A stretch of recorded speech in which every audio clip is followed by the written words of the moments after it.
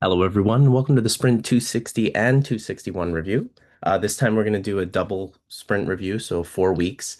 We had the Easter break in the middle, and many people took some vacation, so we're putting two of them together this time. I'll start with the overview, Gilbert on the UI, Adam on providers, and Joe on the platform. As you can see, the last two sprints, we had 61 and 28 PRs merged across those two sprints. The last sprint being pretty light because of the vacations. And we had 12, 13 bugs and about 20 enhancements across the two. And over to Gilbert on the UI. Thanks, Jason. So, starting with UI Classic, first I converted the textual empty table to React. Then I updated yarn.lock with the latest dependencies. This PR was kind of stuck in a broken state for a while, so we finally got that merged. I refactored the key value list component. Jason upgraded Cypress to allow Firefox tests to run. Um, Jason also removed unused method code. The iFixy fixed tag category pages, there was an issue where after converting the tabs to React, the category pages wouldn't even open. So that is fixed. I pinned the Cheerio package version. This was what was causing the yarn.lock to break, so we had to pin that. Keenan used rl.sql to statically cast SQL. I fixed the settings authentication form provider type IDs. Uh, Then we also had another yarn.lock with latest dependencies update. Jason updated yarn to v491, and then the Dependabot bumped HTTP proxy middleware from 2.0.7 to 2.0.9. And finally, I upgraded the React router to fix some security issues that we had. Next slide, please. For UI service, we only had one PR merge.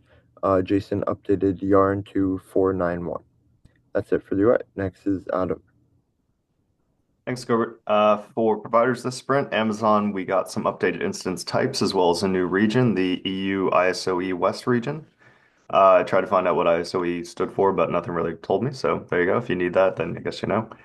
Embedded Terraform, we added the update action to the Terraform runner client and also made use of that in supporting service reconfigure. So if you want to reapply any of the Terraform states that you want to keep up to date, you can use the service reconfigure for that now. And we also fixed the liveness and readiness probe endpoints for the Terraform runner that it was using an authenticated endpoint and the liveness checks don't require authentication, so it was failing.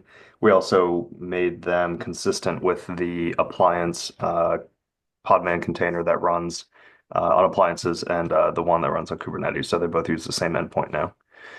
For Kubert, we cleaned up some unused VM targeted refresh code. The code was unreachable because we were converting everything to inventory refresh targets as opposed to records. Has been that way for many, many years. So the code was not actually ever used. So we were able to delete some code and some unused tests there. And we also updated the Kubert gem. Next slide. For Terraform Enterprise, so this is a new provider plugin that is going to support HashiCorp Terraform, both cloud and on-premises. They have the same API. We added DDF parameters to be able to add the provider as well as run credential verification, and also added the collection and refresh of workspaces and runs. It's not currently added to the core gem file, so you can't add it yet, but it's in development and hopefully it'll be able to be added soon.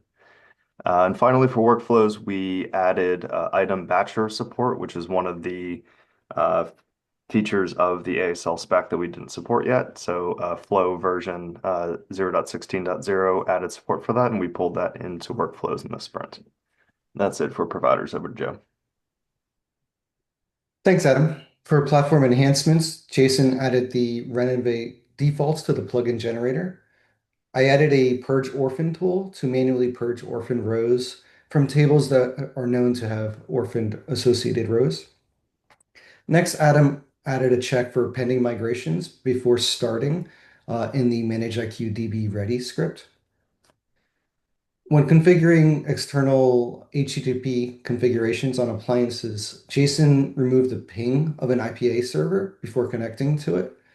There's no actual requirement for an IPA server to respond to ping, so it could be up but not pingable, and we'll be able to fail anyway. So it really was kind of useless to have a check there. Next, Adam added a request logger to create request log database rows whenever we cut a log line with that logger. Next slide. For bugs in monolithic container builds, Brandon added a missing directory, which was preventing Postgres from starting. Jason removed a false positive around eval in MIQ alert, and he just replaced the eval with predefined methods. And in ManageIQ pods, Brandon upgraded to Go 1.24, and he updated other dependencies also. Next slide. And that's all for our Sprint 260 and 261 review. Our next Sprint review 262 is on May 7th at the usual place and time. And as always, I'd like to thank all our presenters today, all the contributors to ManageIQ, and our community. Thank you, everyone.